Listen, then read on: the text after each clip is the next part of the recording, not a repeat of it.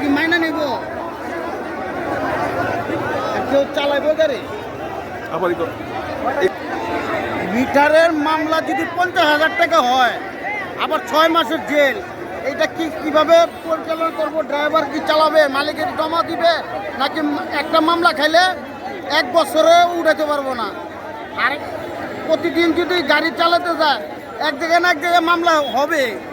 এগুলা প্রশাসনে এগুলা তদারকি করার জন্য প্রশাসনকে দায়িত্ব দেওয়া হয়েছে, এবং কাগজপত্র আছে কিনা, ঠিক আছে কিনা, সব ঠিক আছে। মিটারে যদি চালায় তাহলে তো চললো। আর মিটারে অনেক সময় মিটারের এমন এমন যাত্রী আছে মিটারে চলে না।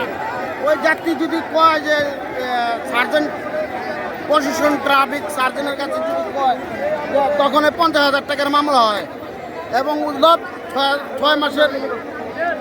6 মাসের কারাদণ্ড, জেল। এটা কি শ্রমিক ড্রাইভার চালক ভাইরা কি মাইনা নিব? কোন মোহাম্মদ সেলিম আরমান, আমাদের এই এলাকায় ধোলাই পারে।